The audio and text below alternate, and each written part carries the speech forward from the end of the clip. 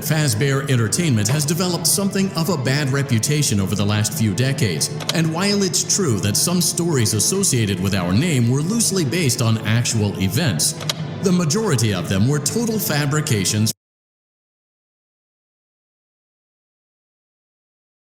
This man here got away with serial murder. You are listening to Dave Miller's Mascot Murders True Crime podcast. But before watching this video, go and tape your jaw shut because this case is jaw-dropping. Before we get into this gruesome case of missing children, check out today's sponsor, Fazbear Entertainment, brand new Fizzy Faz flavour, sour and lime. This has to be my favourite flavour I have tried so far from Fazbear Entertainment. It is to die for. Don't take that literally. And to be honest, you're going to need it for this case because it's a long one. So today we're discussing the case of 5 children who went missing on June the 5th, 1985 from this pizza chain. But it wasn't the first time something had happened at one of these chains.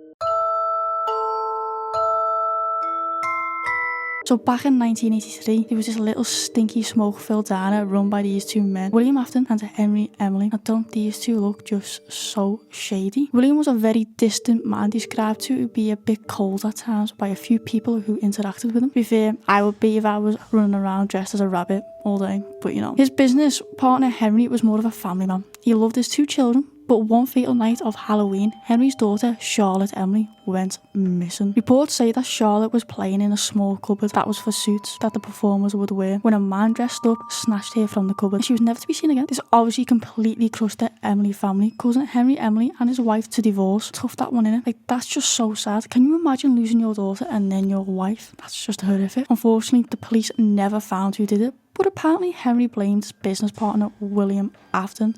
But the police just didn't believe him, because why would William, who was like an uncle to Charlie, take her? It just didn't make sense. After this whole event, William was never supposedly seen again. It's unclear where William disappeared to, but it wouldn't be the last Henry would hear from him.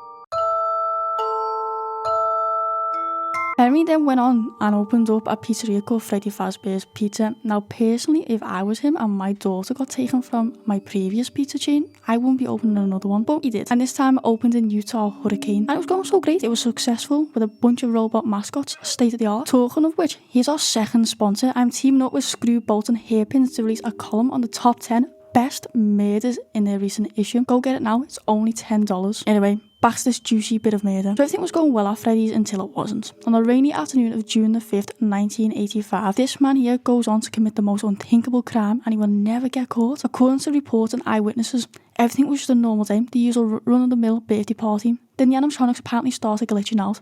Like, how crazy would that be? I couldn't imagine how freaky that would be. Like, I'd have to run away.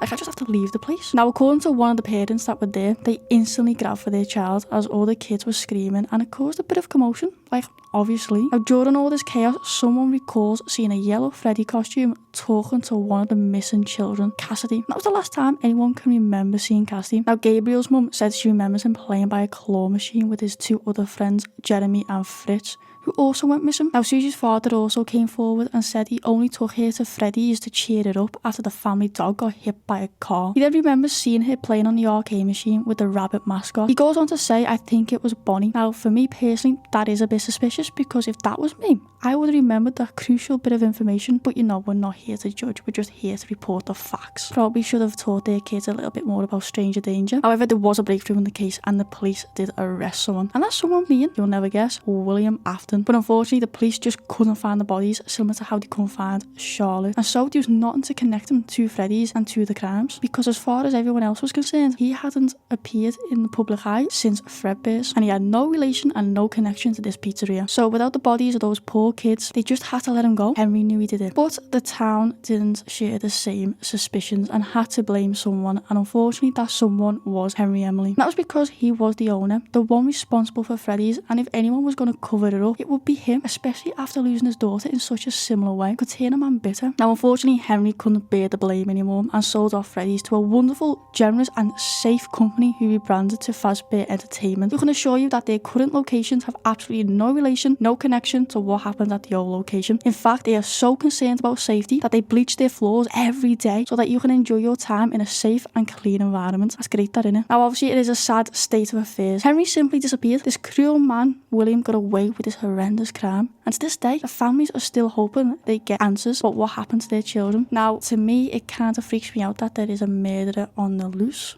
But don't worry, It's not connected to Freddy's and nothing else. There are rumours going around. Don't believe them. They're saying that he stuffed them inside the suits and that they now haunt and roam the hallways. I wouldn't believe that. It's absolutely ridiculous, in my personal opinion. Now, Fazbear Entertainment have found 0 remains, and Fazbear Entertainment basically resents any claims of their employees being attacked by said animatronics at any of these locations. Wasn't that case just so interesting? And can you believe that he never got caught? Like, there could be a murderer in your area. Now, like I said, it's a sad state of affairs, and I just think that as a previous child, that I just wouldn't follow a strange man into a dark room. I just feel that it's common sense, but it is sad. Now, if you did shed a tear at this case, I would just like to let you know that Fazbear Entertainment is sponsoring this video with their brand new line of tissues. Get them now at stores near you. Thanks for watching, and hopefully you enjoyed this exciting video.